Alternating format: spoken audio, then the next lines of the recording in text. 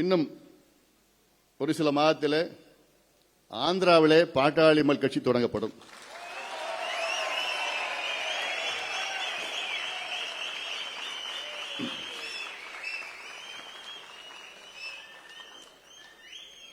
அவ்வளோ ஆர்வமாக இருக்கிறாங்க மக்கள். அங்க கடந்த ஒரு 3 மாதமாக வேலைகள் நடந்து கொண்டிருக்கிறது.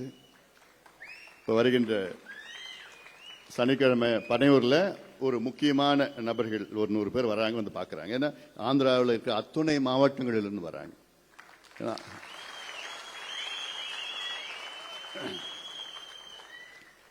இதெல்லாம் நமக்கு அடுத்த கட்டத்துக்கு நம்ம கொண்டு போகணும். ஏன்னா எல்லாத்துக்கும் காரணம் நீங்கள் என் மீது நம்பிக்கை வைத்து என்னை உங்களுடைய தலைவராக தேர்வு செய்து என் மீது நம்பிக்கை வைத்து, அந்த நம்பிக்கை என்னைக்குமே வீண் போகாது.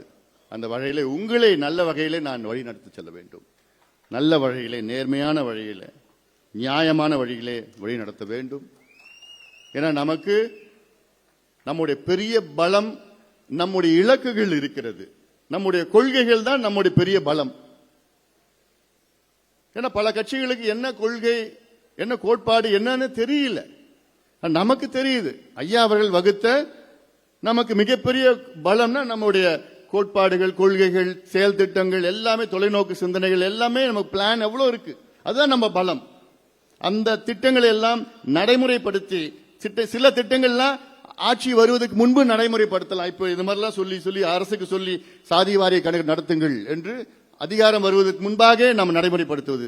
பலது நம்ம ஆட்சி வந்தவுடன் பல திட்டங்களை நடைமுறைப்படுத்தலாம். சாதாரணமா திட்டலாம். தமிழ்நாட்டில் இருக்கிற 1/3 பிரச்சனை, 1/3 of Tamilnadu's problem could be solved by just one signature.